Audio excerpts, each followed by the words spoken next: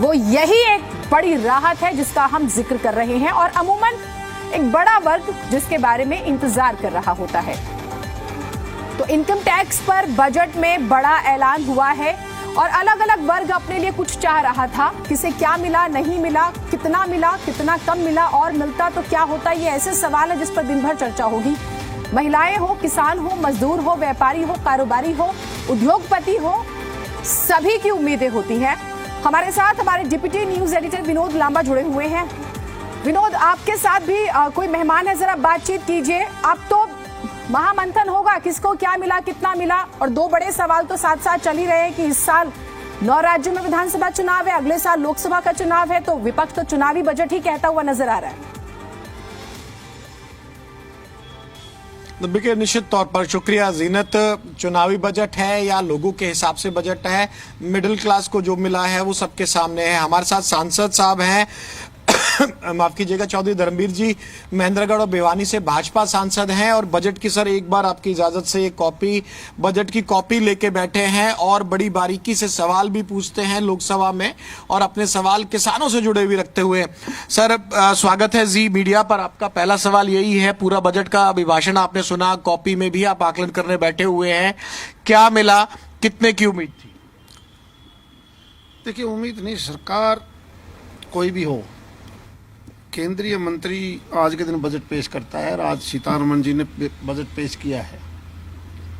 आमदनी कितनी, खर्चा कितना, लगभग हम ही इससे एक साल में 45 लाख करोड़ रुपया खर्च करेंगे भारत सरकार अपने केंद्रीय बजट से, और ये एक बहुत बड़ा बजट है। कोशिश यही की गई है कि सुनिश्चित ढंग से योजनाबद्ध तरीके से देश आगे बढ़े और इस बजट का बड़ा फायदा गरीब से गरीब व्यक्ति को कैसे मिले। गरीब और मध्यम वर्ग, गरीब जितनी भी कैटेगरी में, चाहे वो मजदूर है, कर्मचारी है, किसान है और खासकर कारीगर जो हाथ से काम करता है, कोई मिट्टी का बर्तन बनाता है, कोई कारीगरी करता है, वो धीरे धीरे लुप्त हो गई थी। मल्टीनेशनल कंपनियों में कब्जा कर लिया था उनके बनाए हुए उत्पादकों पर।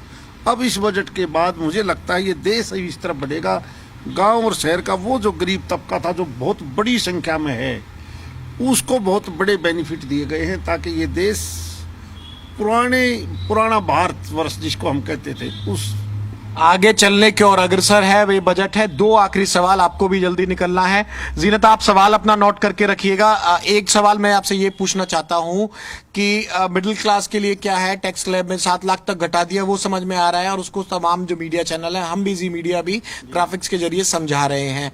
सीधा सवाल आपसे, किसानों को क्या मिला और हरियाणा के लिहाज से कौन सी ऐसी बड़ी घोषणा है जो आपका ध्यान आकर्षित कर पाई हो और तमाम जो जी मीडिया के माध्यम से हरियाणा के दर्शक देख रहे हो उनको आप बताएं। ऐसा है, ये बजट देश का है, एक प्रदेश का नहीं होता। बिल्कुल नहीं है। और प्रदेशों को अपना हिस्सा, हर प्रदेश को, चाहे वो विपक्ष की सरकारें हैं या भारतीय जनता पार्टी की सरकारें हैं, हर एक को एक टैक्स का बड़ा हिस्सा दिया जाता है, बड़ा हिस्सा। बड़ी कोई योजना जिसका इंतजार किया जा रहा है, कभी इसमें डाली नहीं जाती।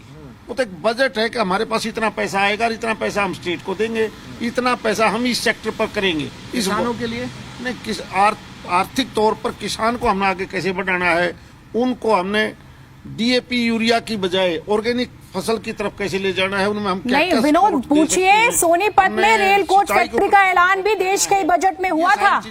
पूछिए, क्योंकि किस स्टेट में कितनी बड़ी रकम इन्वेस्ट की जाएगी, ये बहुत इंपॉर्टेंट होता है। सप्तऋषि का जिक्र हुआ है आज, 7 सूत्रीय ये पूरा बजट है, तो ये क्यों नहीं पूछा जाए कि हरियाणा को क्या मिला। जो एमएसएमई के छोटे छोटे उत्पाद हैं, किसान का हो या दूसरे का हो, उसको एक जगह से ही हम सेल परचेज करके इस प्रकार का भी प्रावधान किया। एमपी साहब, हमारी सहयोगी जीनत है, एक सवाल और बड़ा लॉजिकल सवाल है उनका कि ये कह रही हैं कि भाई रेल कोच फैक्ट्री का जो निर्माण होना था सोनीपत में, नहीं हुआ है, पहले बजटों में हुआ है, सप्तऋषि का जिक्र हुआ। रेल बजट अलग होता था, अभी रेल बजट अलग नहीं है। अब सारे का सारा बजट में आपको ये नहीं बताया जा सकता कि इस पर ये होगा, ये इस हरियाणा में ये मिलेगा, पंजाब में ये जाएगा। आपने पढ़ लिया पूरा जी? नहीं, हमने सुन लिया, पढ़ा नहीं है।